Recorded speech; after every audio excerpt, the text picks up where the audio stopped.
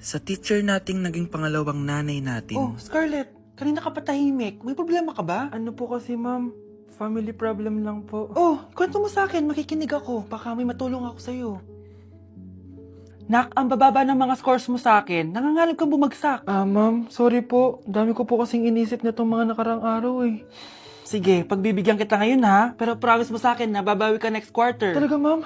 Thank you ma'am, babawi ako, promise. Sa teacher nating hindi madamot sa grades. Okay, class, pwede na kayo mag-lunch. Oh, hindi ka kakain? Wala po kasi akong baon ma'am. Oh, eto. Kumain ka na oh. Salamat po ma'am. Magsabi ka lang sa akin, Nak, ha? Hindi ka makakaisip ng maayos pag wala kang kain. Sa teacher nating nagbibigay ng pagkain. Sa lahat ng mga teacher sa mundo na nagturo sa amin kung paano lumaban sa buhay, Happy Teacher's Day! Happy birthday, Kay! Congrats sa'yo dahil ikaw ang pinakaunang meme sa 2026. At salamat dahil sa'yo na-extend na bakasyon namin. Yun lang, hindi na namin to papabayan dahil di mo na naman to mapapanood. Kasi hindi ka naman totoo.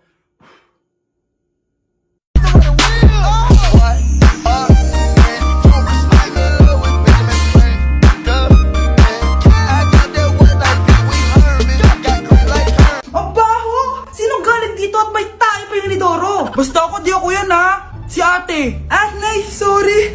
Nagtatay lang! Nagtatae? O baka buntis ka na naman? Totoo nga po, Nay! Natatay din naman ako! Siguraduhin mo hindi ka buntis ha! Tara, punta tayong Mercury Drug! Nay, sama ako! A few moments later. Hi ma'am! Welcome to Mercury Drug! Ay, hello! Meron ba kayong gamot sa pagtatae? Meron po, ma'am. Sakit ng ulo ko. Naipili ka ng gamot. Ayan, kakaselfon mo yan. Isa din palang gamot sa sakit ng ulo. Okay. Anak, balita ko, everyone wins with QR transaction sa Maya. Tapos, may cashback pa. 500 po lahat, ma'am. Pwede ba magbayad gamit Maya? Yes, ma'am. We are accepting Maya. Kanilang po to. Pay your transactions using Maya QR. Ayan, okay na. Okay na po, ma'am. Thank you. Thank you. Nag-message. Nanalo ako ng 100% cashback from Maya. Congrats, Nay. Time to party.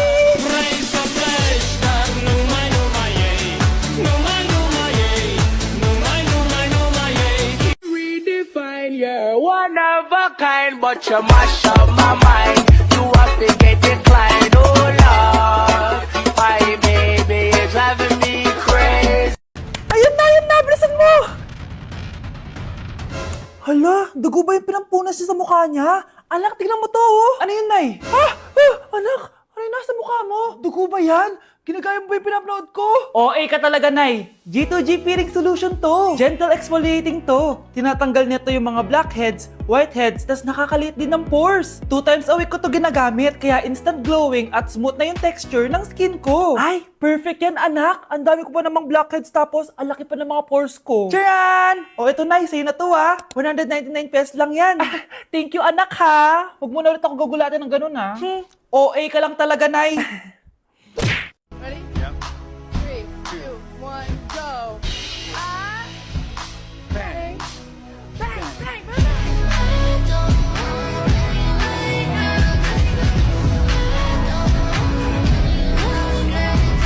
Gusto mo ba talaga ako makilala, Scarlett? Oo, dahil hindi ako matatahimik. Magkita tayo malapit sa puno ng mangga. Ako ikaw, Scarlett. Galing ako sa future. Paano? Paano nangyari yun? Basta, Scarlett, ayusin mo yung mga desisyon mo sa buhay, ha? Sige na, baka mahuli pa ako ng mga humahabol sa akin. Sandali! Sino humahabol sa'yo? Sino ba yung humahabol sa kanya? May mangyayari ba masama bukas? Bakit di pa siya tumatawag sa akin? Nay, si Biana po, pumasok sa school? Gumala daw kasama mga kaibigan niya. Tumatawag? Hello? Si Scarlett po ba to? Kaibigan po to ni Brianna. Nakidnap po siya kanina. Hindi ko po alam anong gagawin. Tulungan niyo po kami. Sinakay po siya sa van. Nay, si Brianna! Nakidnap! Diyos ko! Anong gagawin natin, anak? Bakit tayo mo sumagot? Sabihin mo sa akin anong gagawin ko. Nay! Nay! Saan pumunta si nanay? Scarlett, dyan ka lang ha. Pupuntahan ko yung mga kidnapper. Napakadelikado naman ang ginagawa mo, Nay! Diyos ko, anong gagawin ko? tumawag ka na. Alam mo, kasalanan mo lahat to eh. Kung pinaalam mo sana na makikidnap si Brianna, hindi sana pinigilan ko siya. Scarlett, may malaki tayong problema. Nasa bahay niyo yung humahabol sa akin. Magtago ka na. Scarlett! Nay. Oo, Scarlett. Galing ako sa future. Ikaw ba yung humahabol sa isang Scarlett? Hindi ko na siya kailangan. Ikaw ang solusyon. Solusyon saan? Dahil sa paulit-ulit na pagbabalik niyo sa nakaraan, lalong lumalala ang sitwasyon namin. Hindi ko maintindihan. Kailangan mo na mamatay! Matagal na dapat kaming patay ni Brianna. Pilit mong binabalikan na nakaraan. Kaya ikaw ang papatayin ko. Nay! Panaginip lang pala lahat yun. Oo anak, okay ka lang? Si ate kasi panay puyat kaya ganyan siya. Nay, Brianna, buhay kayo? Oo ate, buhay kami. Anak, sumama ka na sa amin. Sumama kayo sa akin. Kung hindi siguro ako nag-video-video dati sa TikTok, wala siguro ako laundry shop ngayon. You've got to love me for what I am, for simply being me. Don't love me for what you intend, to hope that I will be. And if you're only using me to feed your fantasy, you're really not in love.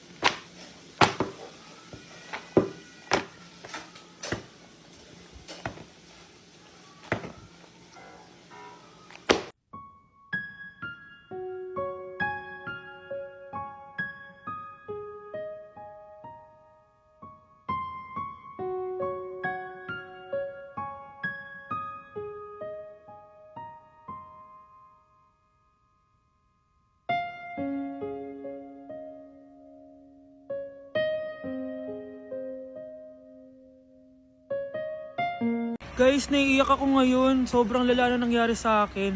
Imagine, 8 AM yung flight namin mamaya ni Honey Bunch. Nandito pa kami sa Korea. Tapos, ang nangyari, oh my gosh, grabe.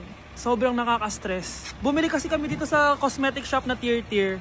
Tapos, edi may mga tax refund siya. Edi binigay ko yung mga passport namin, ganyan. Yung kay Honey Bunch na balik. Tapos ako, ang tanga ko kasi na-distract ako kay ate kasi marunong siya mag-Pilipino. Siyempre na-entertain ako ganyan. So anong nangyari, inaya na ako umalis ni Honey Bunch. Hindi ko man lang napansin na hindi ko nakuha yung passport. Sobrang tanga. Kumain pa kami, naglibot-libot pa kami. Like hindi ko man napansin. Pauwi na kami papuntang hotel. 600 pesos yung booking. 10 minutes lang kami nakasakay, tapos chinek ko yung bag ko. Sabi ko, bakit walang passport dito? Wala yung passport ko. Tapos naalala ko, naiwan ko pala doon sa tier shop. Ay, kanina sobrang nanginginig ako. Sobrang gusto kong umiyak. Problema pa is hindi pa siya 100% sure kung sa tier na naiwan yun. Hindi doon talaga, sure ako na sa tier ko talaga siya naiwan. So kailangan ko ulit mag-rebook ng flight namin papuntang Tokyo. Ang mahal. Grabe, kasi bukas na agad. Ang worst case scenario pa dito, baka na-misplace nila or nabigay nila sa ibang customer. Shit. Pumunta kami sa police station dito, tinawagan nila yung mga staff kaso hindi na daw kaya. May tumutulong sa amin kanina kaso hindi na talaga siya pwedeng buksan. Ngayon pa talaga ako sinusubukan ng panahon kung kailan last day na namin. Like ngayon pa talaga siya nangyari. Kasi pag hindi ko nakuha yung passport, wala. Uuwi na talaga kami ng Pinas. Kailangan ko kumuha ng emergency passport. Kasi imagine, bayad ko na lahat ng hotel namin sa Japan. Kung di kami matutuloy dun, parang nagsayang lang ako ng pera. Guys, update ko kayo mamaya kung makukuha ko yung passport ko or kung matutuloy pa yung Japan trip namin. Anak, magbabakasyon muna ako ng isang buwan. Ikaw muna magbantay ng bahay, ah. Sige po, Nay. Oh, eto ang susi ng bahay. Huwag mong wawala yan, Promise, di ko po wawala, Nay. Bye, anak. Few moments later. May tumatawag! Si Crush! Hello? Hello Vince. Pwede ba tayo mag-date ngayon? Date? Oo naman. Sige, kita tayo mamaya. Sige, magbibihis na ako. Ayan, gwapo na ako. Hello crush, papunta na ako. Excited na ako. Tumatawag si mama. Anak, pakipatay nga yung tumutulong tubig sa banyo, tsaka yung sinain ko. Salamat anak, huwag mong wawala yung susi ha. Sige nay. Ba't tayo mabuksan? Oh, eto ang susi ng bahay, huwag mong wawala yan ha.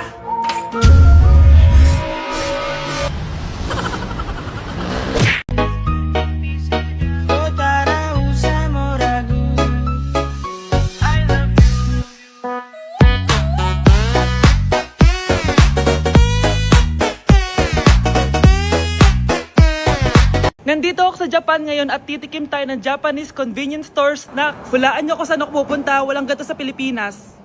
Grabe, the best talaga ang 7-Eleven sa Japan. Parang lahat ata ng gusto mong bilhin nandito na. Sobrang dami! Let's try this Ano kaya to? Mukha siya mochi. So, let's buy. Oh, may brulee sila guys Siyempre, add to cart. Parang sikat din to. Kainin natin guys, tara. Add to cart. Yakult ba to? Ang laki ng Yakult nila dito Add to cart. May Japanese Arigato. Tikman na natin. Una natin titikman itong pudding.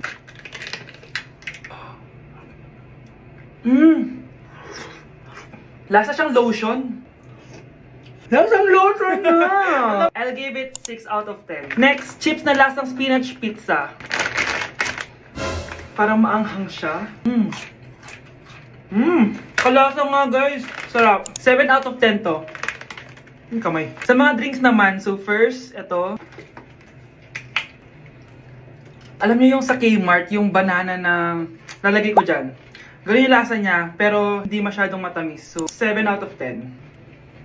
Favorite. Next, ito guys, super cute na ito, kaya kinuha ko. So, parang siyang mochi. Pero di ko alam kung ito, wala kasi siyang English subtitle. Ang cute niya! Tapos amoy sabon. Alam mo yung Kojic, ganun. Ganun yung amoy niya. So, ito yung itsura niya. Candy ata to Para kang ngumunguya ng sabon. 3 out of 10 ka lang, be. Okay, next, itong Pringles na lasang chicken barbecue. Ba't may ganun? Amoy na natin. Amoy biryani. Actually, masarap siya. Alam mo yung biryani na chicken, gawin yung lasa niya pero Pringles. 7.5 out of 10 to. Next, itong Jollibee na parang sweet potato. Ano natin? Mukha talaga siyang fries. Ayan. Parang nanak malasahan sa lahat ng mga kinain ko. Masarap siya, pero wala siyang lasa. Go. 5 out of 10. Hindi ko siya bibilin ulit. Next is yung dessert natin, tong brulee. Brulee? Ayan yung tsura niya guys. And alam ko, binabasag to. Yun Ayan. Ayun